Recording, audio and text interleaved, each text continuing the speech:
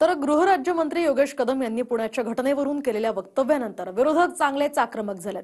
कदमांचं वक्तव्य असंवेदनशील असल्याची चौफेर टीका होतीये। त्यानंतर आता कदमांनी आपल्या वक्तव्याचा विपर्यास केल्याचं म्हटलंय। पाहूया।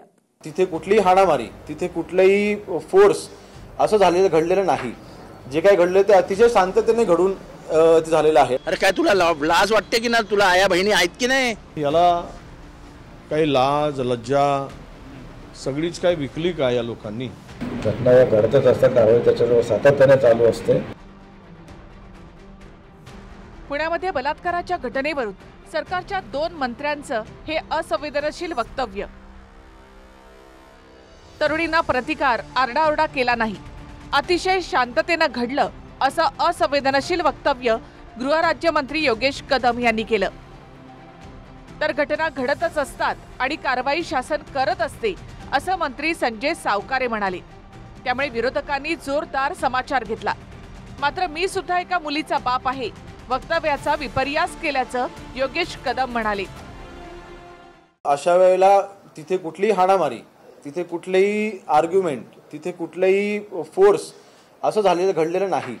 जे काही घडलं ते अतिशय शांततेने घडून ते झालेलं आहे आणि त्यामुळे कोणाला आजूबाजूच्या लेमॅन जे देखील आजूबाजूला उभे होते त्यांनाही ते कळलं नाही। त्यामुळे ब्लेम गेम करण्यापेक्षा ह्या घटनेच्या खोलामध्ये पोहोचून जेव्हा आरोपी आपल्या ताब्यामध्ये येईल त्याला आपल्याला तिथे माहिती होईल। आणि काय म्हणतो आपला मंत्री, किती ओरडलीच नाही। अरे काय लाज लज्जा शरम हया, ती ओरडली नाही। अरे काय तुला लाज वाटते की ना? तुला आया बहिणी आहेत की नाही?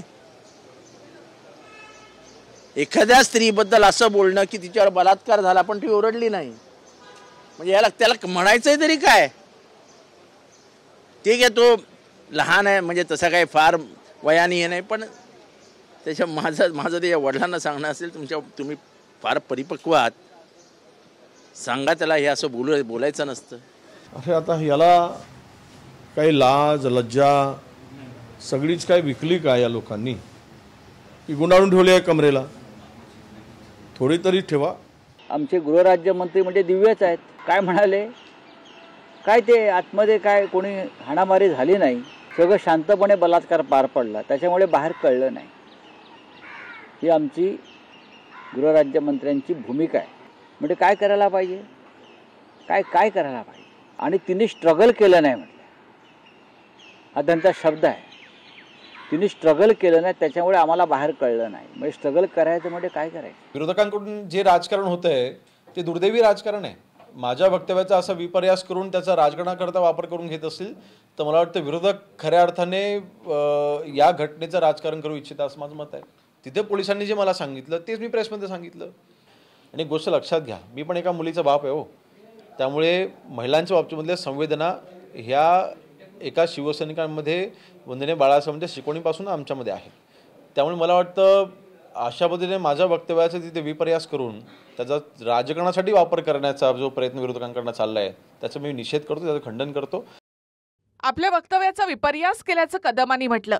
कदम यांच्यानंतर मंत्री सावकारे यांनी घटना घडतच असतात असं म्हटल्यानंतर राऊतांनी आर पाटलांच्या वक्तव्याची आठवण करून दिली।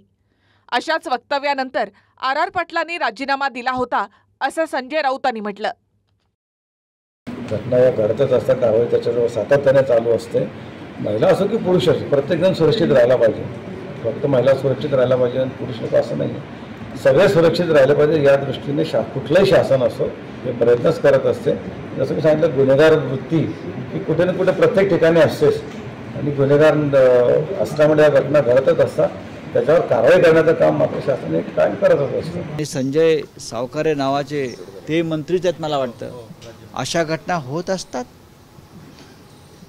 आमचे आर पाटील यांनी 26/11च्या बॉम्ब स्फोटाच्या वेळेला असं एक वक्तव्य केलं होतं की बडे शर्मे अशी छोटी छोटी घटना होती आहे, तेव्हा त्यांना राजीनामा द्यावा लागला होता।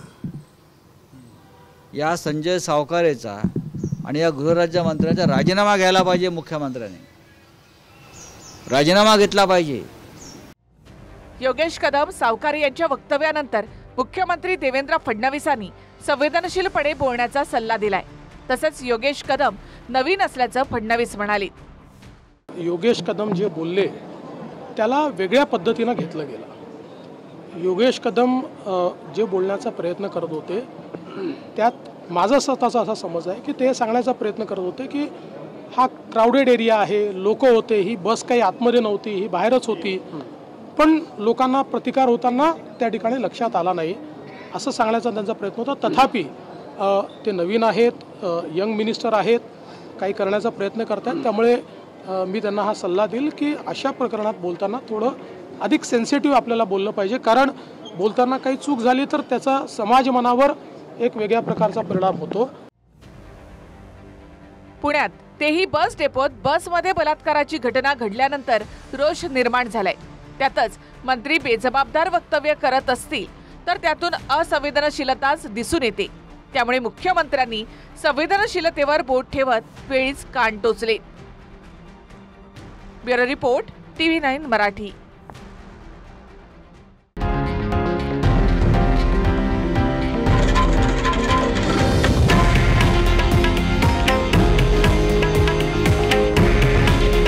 हे आहे देशातील नंबर 1 न्यूज नेटवर्क आणि आपण पाहत आहात TV9 मराठी. काळजी तुमची, हित महाराष्ट्राचं.